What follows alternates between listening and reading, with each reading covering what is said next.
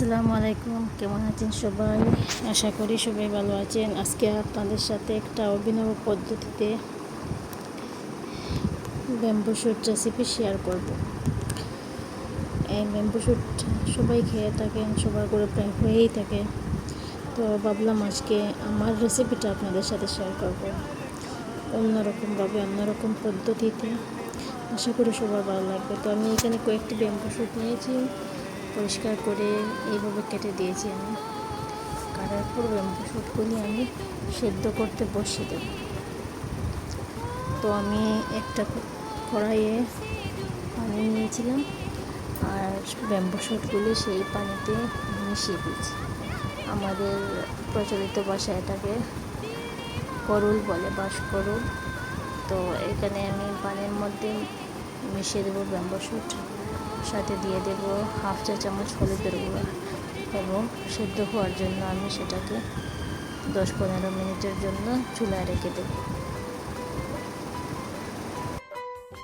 তো 10 মিনিটের পর আমি এসে দেখলাম করলগুলি সিদ্ধ হয়ে গিয়েছে। তো আমি এই করলগুলি নামিয়ে নেব একটা জালিদার পাত্রে, যাতে অবশিষ্ট জল যেটা থাকে সেটা জোরে যেন চলে যায়। তো আমি এভাবে একটা জালিদার পাত্রে একটু একটু করে সব করল নামিয়ে নিলাম। এখানে কয়টা কাঁঠাল বিচি আমি নিয়েছি, আর একটা কড়াইতে আমি নিয়ে নেব সেদ্ধ করুল, সাথে দিয়ে দেব কাঁঠাল বিচি, দিয়ে দেব মসুর ডাল। আমি মসুর ডাল এখানে 3 টেবিল স্পুনের মতো নিয়েছিলাম।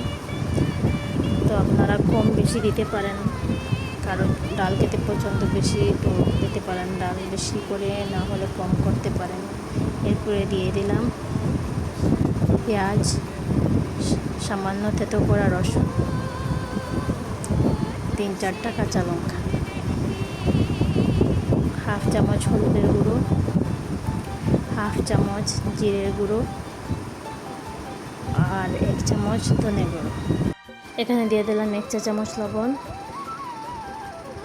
আর দিয়ে দেবো পরিমাণ মতো জল। জল দিয়ে নেড়েচেড়ে সবজিগুলো ভালো করে আমি 10-15 মিনিটের জন্য চুলায় রেখে দেবো, যাতে সবজিগুলো ভালো করে সেদ্ধ হয়ে যায়। তো আমি এখানে জল দিয়ে সেদ্ধ করার জন্য রেখে দিয়েছিলাম। তো 10-15 মিনিট পরে এসে দেখি সেদ্ধ হয়ে গেছে, আমার ডালগুলি সেদ্ধ হয়ে গেছে, কাঁঠাল বিচিও সেদ্ধ হয়ে গেছে, সব প্রায় হয়ে গিয়েছে। তো আমি এখানে কড়াইয়ে নিলাম 1 কাপের মতো তেল। তেল যখন গরম হয়ে আসবে তখন এর মধ্যে দিয়ে দেব জিরে, আস্ত জিরে এবং 3-4টা শুকনো লঙ্কা আর 1 কাপ পেঁয়াজ বাটা ভালো করে কষে এইভাবে নিতে হবে, যাতে পেঁয়াজের গন্ধটা চলে যায়। পেঁয়াজের গন্ধ চলে যাওয়ার পর আমি এখানে দিয়ে দিলাম 1 চা চামচ রসুন বাটা এবং 1 চা চামচ আদা বাটা। এই মশলাগুলো দেওয়ার পর আবার ভালো করে কষিয়ে নিতে হবে। আমার মশলাগুলো কষানো হয়ে গেলে আমি এইখানে দিয়ে দেব। যদি আপনাদের কাছে আমার রেসিপিটা ভালো লাগে, লাইক, কমেন্ট এবং শেয়ার করবেন। 1 চা চামচ হলুদ গুঁড়ো, ধনে গুঁড়ো এবং হাফ চামচ জিরে গুঁড়ো, 1.5 চামচের মতো দিয়ে দেব মরিচের গুঁড়ো। তো আপনারা জাল কম বেশি দিতে পারেন আপনাদের স্বাদের অনুযায়ী। আমি একটু জাল পছন্দ করি, তাই একটু জাল দিয়ে দিলাম 2টা টমেটো এইভাবে কেটে। তো নেড়ে চেড়ে কতক্ষণ এইভাবে আমি সেদ্ধ করব এগুলি। আর আবার আমি একটু লবণ দেব, প্রথমে দিয়েছিলাম, তো আমি এখানে একটু দিয়েছি এই সবজির কোয়ান্টিটির উপর। তো দিয়ে দিলাম এখানে কসুরি মেথি আপনাদের করে থাকলে দিবেন, না থাকলে স্কিপ করতে পারেন, কোনো অসুবিধা নেই।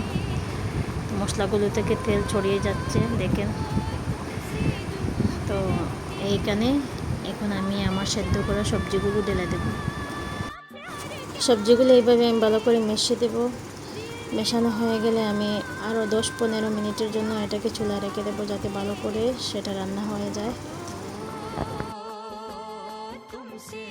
10-15 মিনিট পর চলে এলাম, দেখলাম হয়ে গিয়েছে আমার রান্না প্রায়। দেখতে পাচ্ছেন কালারটা কীভাবে সুন্দর করে এসেছে। তো আমি এখানে দিয়ে দিলাম 1 চা চামচের মতো গরম মশলা গুঁড়ো দিয়ে আবার ভালো করে নেড়ে চেড়ে দিতে হবে। আমার কাছে দুটো বন্ধমরিচ ছিল, আমি এগুলি চিড়ে দিয়েছি গ্রান হওয়ার জন্য, এটা খুব সুন্দর গন্ধ আসে। তো দেখতে পাচ্ছেন এখানে আমি পরিবেশন করছি সুন্দর একটা রেসিপি, খুবই সাধারণ, খেতে কিন্তু খুবই অসাধারণ। আপনারা ঘরে বানাবেন, দেখবেন এবং আমাকে জানাবেন কেমন হয়েছে। তারপর